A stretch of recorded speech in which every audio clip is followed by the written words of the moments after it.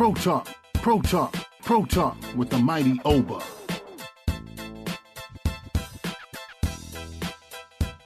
The mighty Oba. Pro Talk. Welcome to Pro Talk. This is the mighty Oba, my main man George Radney here in studio, and we have a very special guest with us here today. Stevie Johnson is he's on the phone line, but his physical presence and spiritual presence is here with us here on Pro Talk today. Stevie, how you doing? Hey, man, I'm good. Thanks for having me on. Oh, my pleasure, brother. And George, you doing good? Yes, indeed. Well, let's get it. It's time to talk about it. Stevie Johnson was drafted by the Buffalo Bills in the 7th round, 2008. Do you know you were the 224th pick of that draft, man? Yeah, I still remember it vividly. 224 picks. I had the blessing to come to Buffalo and join that city. What were your thoughts when you were finally drafted? Well, it felt like I was the first pick, even though we had to wait some time. Mm-hmm. But, when it happened, I was excited as if I was number one. Well, I tell you, the Buffalo Bills were very, very lucky to have drafted a player of your caliber because you ended up becoming one of the best receivers in Buffalo Bills history. 3 straight 1,000-yard seasons, and people need to realize, man, George, he averaged almost 13 yards a catch. Yes, I was surprised at that. Looking at those numbers, I was like, wow. And you were blessed to be healthy. You played all 16 games, 3 consecutive years is very hard to do, especially in today's NFL. Very, very tough, but it took sacrifice and, waking up early in the morning and handling my business with the cold tubs, just in case we got athletes listening. It takes a lot to do that. And, unfortunately in this game, the injuries will come. But the more you maintain your body, the longer you can play in this league, like myself. Well, this is a big-time week for the Buffalo Bills against the New England Patriots. Stevie, tell me, what are some of your thoughts on some of those weeks? What are your memories in preparing for the New England Patriots? Well, honestly, nothing was too different. I would say the competitor in myself, I prepare for every team as if they were the number one team, when it comes to the defensive backs, looking at the linebackers, seeing how their movement is. I don't take anything away from my opponent. So, I go into every week, game ready and, hopefully prepared enough to, do my part as best as I could. How did you stay focused and going back to that first year, that 2010 season, how being a 7th round draft pick, obviously they're saying, well, he's got a 50-50 chance of making the team. When did you realize that you were making a headway and had a good idea that you keep going the way you're going, that you were going to be a part of that offense for that particular season? Oh, that's funny. That's a good one. Because I was playing on the scout team. On the scout team, you're going up against the one defense, and I was doing my thing. I had some of the guys on the one saying like, "Yo, who is this kid? Who is this 13?" And they started talking about my moves off the line, and I was like, "Man, if I'm doing this on, our ones, maybe I do have action at becoming, a player in this league." But I knew it was about patience and my opportunity, so I still had to wait 2 years after that in order to, get my shot. Stevie, you were drafted as a long shot. If you remember, James Hardy was the so-called receiver of the future for the Bills, and he was drafted in the 2nd round. Unfortunately, James passed away just a couple of years ago. What were your thoughts when you found out that James had passed away? Man, I was so sad. R.I.P. to James, man. We came in together, and I had plans on me and him being the receivers of the future. I didn't even see it as him being picked 2nd round, me being picked 7th. I felt like we needed receivers, and I thought we were going to be those guys, but unfortunately, things went left for him, and so I don't know. I was just sad, man. I wish I could have done more. I wish he could have done more, because we don't know what be on people's minds. But, if I could say anything about that situation, it's just, don't be afraid to speak to your friends or talk to your friends or ask for help. And, things may have gone other ways in that case. What has been your thoughts with Antonio Brown? I know being a receiver in the league, you met with some adversity during your career. What are your thoughts on Antonio Brown? Well, I mean, it's like two sides of it. Some of the things, like myself, first before I put him out, I put myself out there. Like some of the things I've done, I put on myself. And a few of the other things I've done, it was just natural. Like, like as simple as celebrating. How do you get fined for celebrating? We work hard for this, and we're not harming anybody. But I was doing things in Antonio Brown's situation. Some of the things he brought upon himself. But then in other situations, as far as him jumping teams and doing those things, I think it's good for the players. In the mindset of the locker room, it's giving the players some leverage, and not everyone, but players of that caliber or in their situation that's best suited for them. It gives them some power, like the owners have. So I'm cool with it. Mm. And Stevie, what you mentioned that your moves in practice. What was that move? Because you still seem like it still confused a lot of defensive backs when you were on the line of scrimmage. It was almost like sometimes you wouldn't even move off the ball when the ball was snapped, and then you would do something like almost like a crossover type basketball type move on them. Yeah, we just call it the ooh-wee. Give him that ooh-wee. The ooh-wee, huh? That ooh-wee. I like that. Yeah. Yes, indeed. Yeah, hey, we actually got some players though on our team that got that ooh-wee special in them. So I'm looking forward to seeing them create, for this upcoming game, because we're going to need it. We're going to need it from first quarter all the way to fourth, and maybe we got to go even further. Right. And that's what you did throughout your career. You were never known as being the fastest receiver, but most people said, man, you just can't stay with him. He acts like he's playing basketball on the football field. Yeah, I felt like that was my advantage, and you hit it right on the head with that. I was never the fastest, but when it comes down to what you lack in, you must excel in other places. So, getting with guys like in college, Keenan Burton, Biggie Lyons, and studying film and understanding body movement, body language of opposing players. So that gave me a head start on most of my moves. When I see them leaning or a little off balance, I can get a quick first step on them. All right, hey, let's talk about some of the games that transpired this past weekend. Any games stand out for you, Stevie? You mean college or pros? NFL. Okay, yeah, because I'm always thinking about Kentucky. I always watching my team in college. So, well, in NFL, only ones I look at is the Chargers, the 49ers, and the Bills for the most part. And the thing that stuck out to me was our Buffalo Bills winning, and and going 3-0 and entering this week to play against the Patriots undefeated.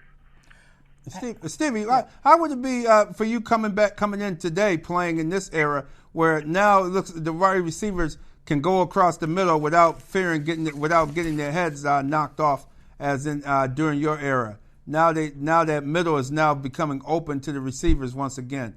Would you feel you would be able to be even more successful in this era?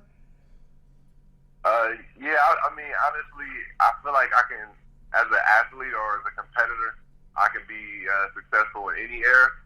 So, I wouldn't even put my mind into that thought to say, oh yeah, I wish I was just playing now.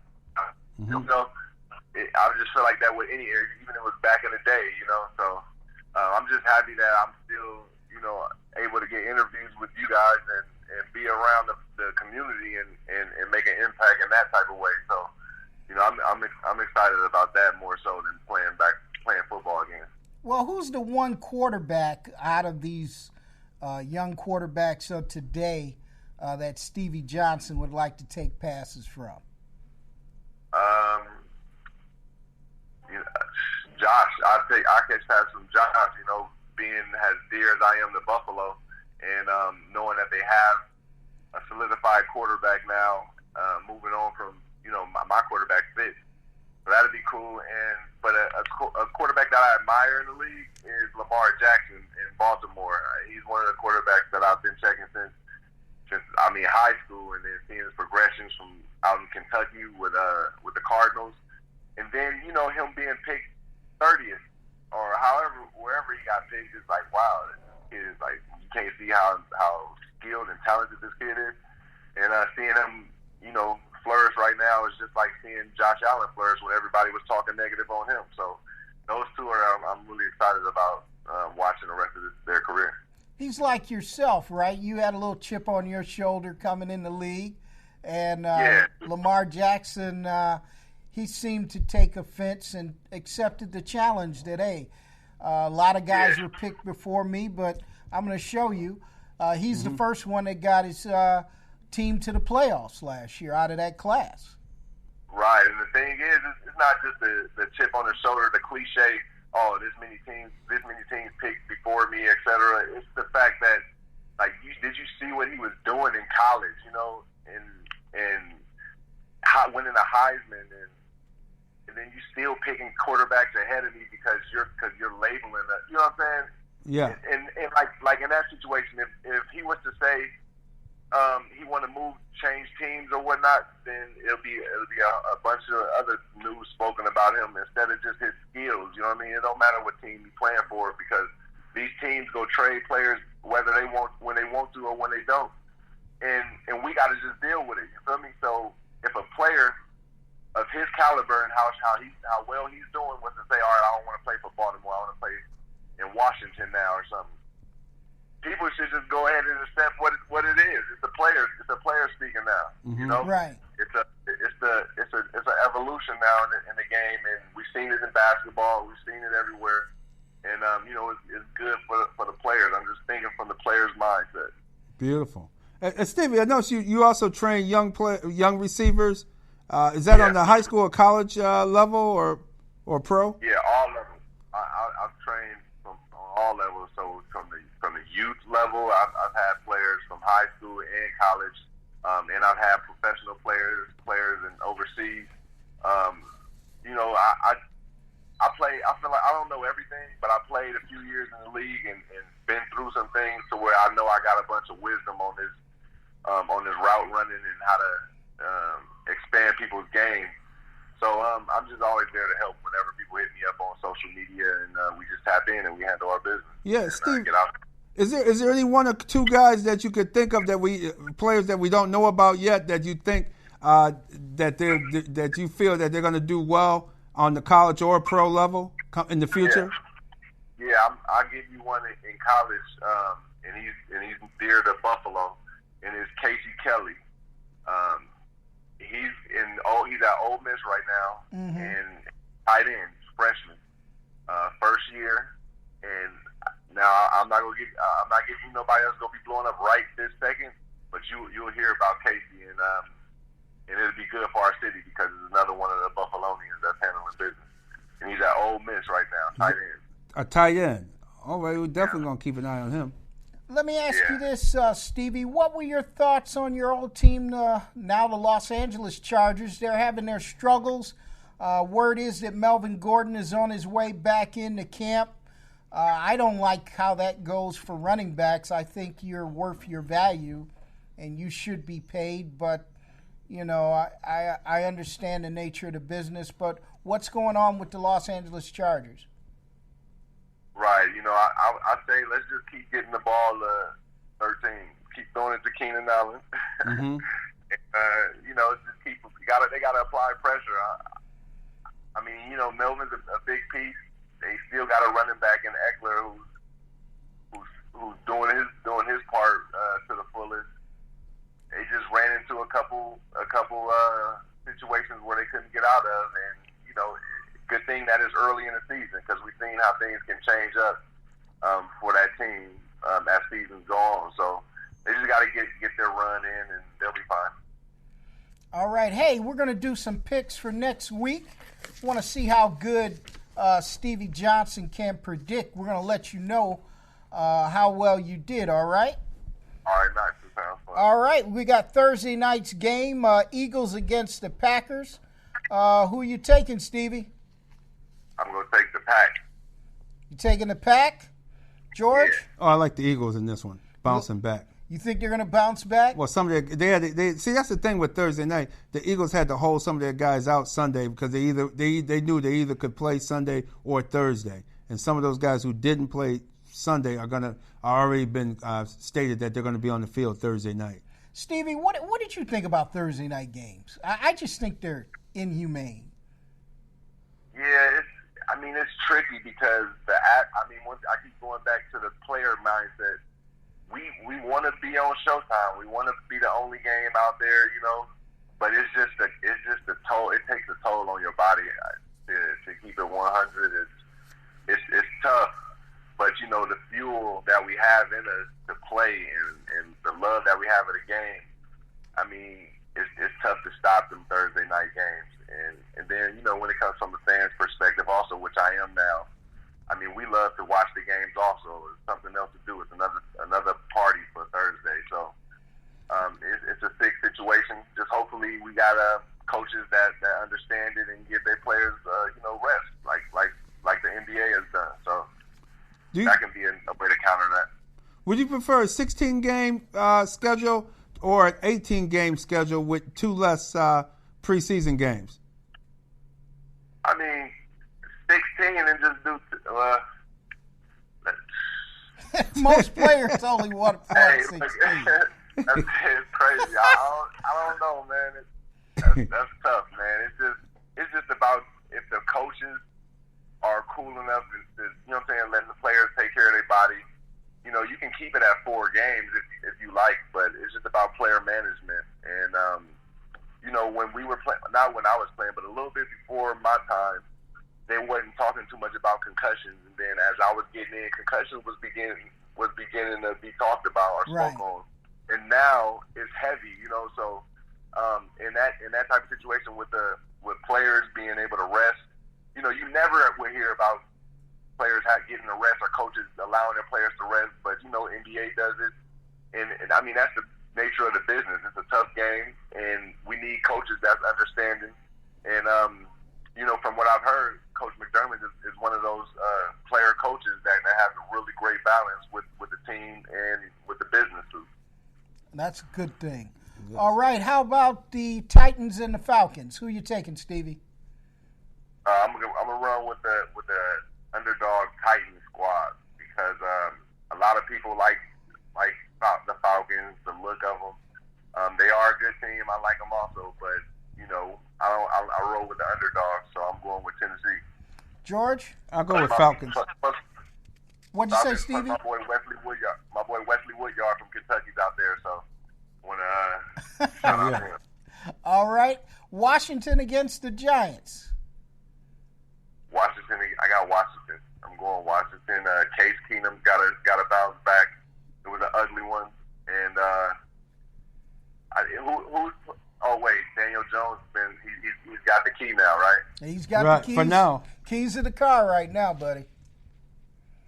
I'm still going Washington because Barkley's out, right? Barkley's out 4 to 8 weeks. I changed my pick. I'm going Giants. Going Giants, George? Yes. You going Giants? Yes.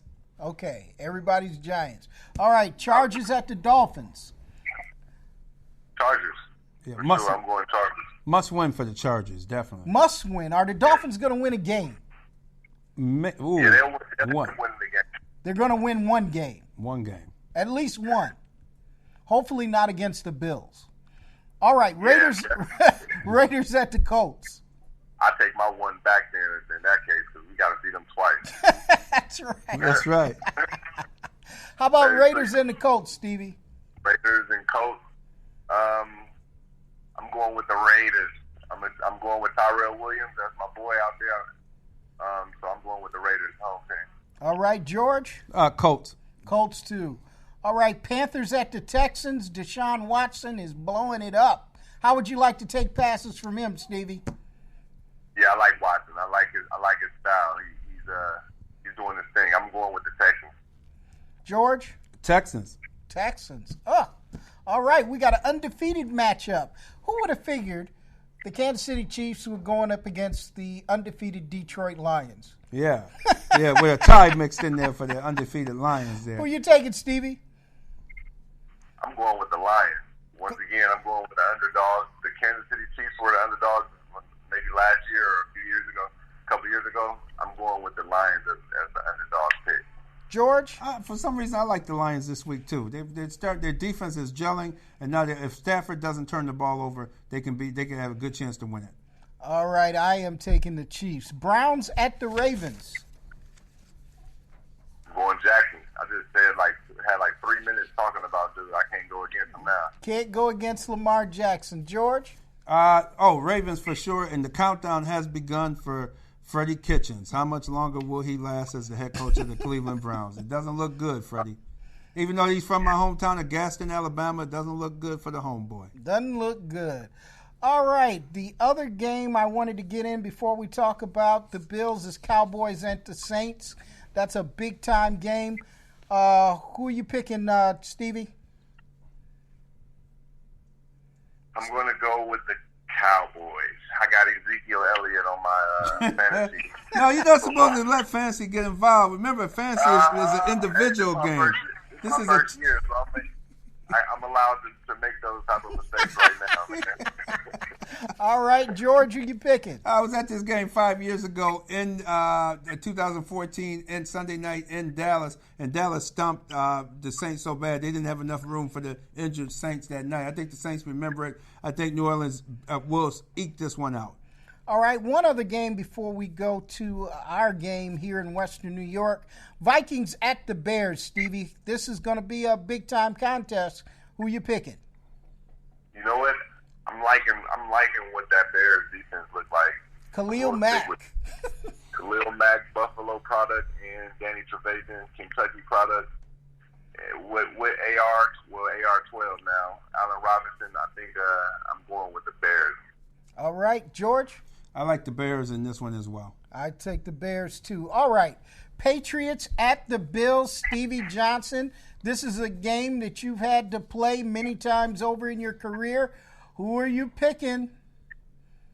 I'm going to pick the Buffalo Bills, and I'm looking, my keys to victory is going to be endurance. Endurance this game all the way through and being able to bounce back when the Patriots strike. If you say so, Stevie.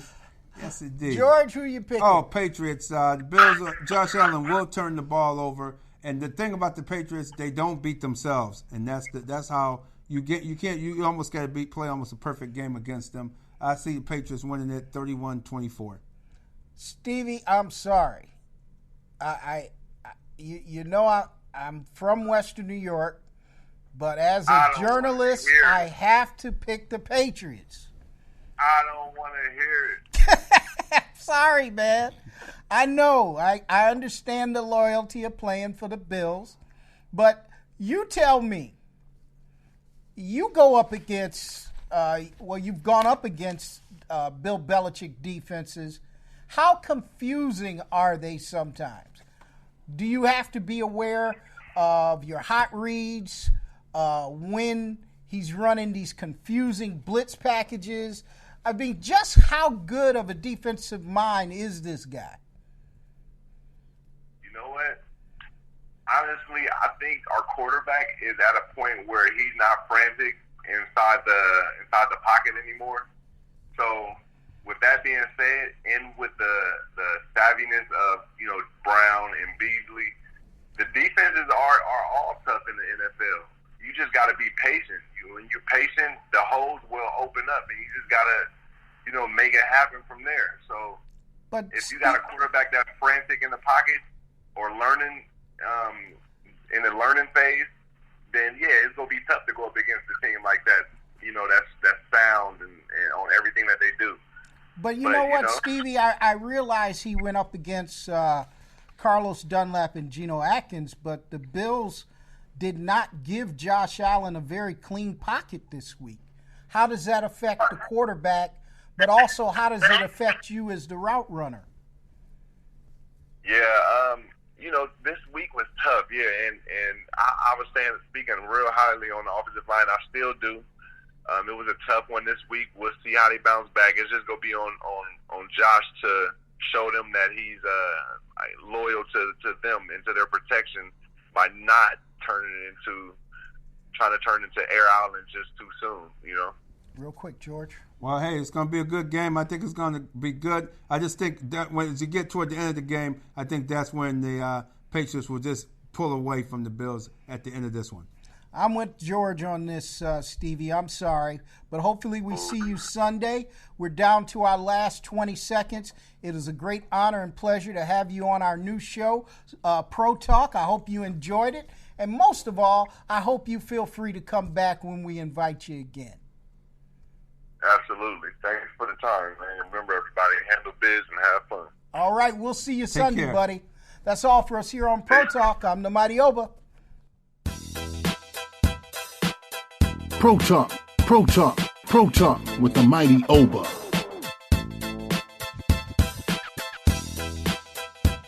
The Mighty Oba. Pro Talk.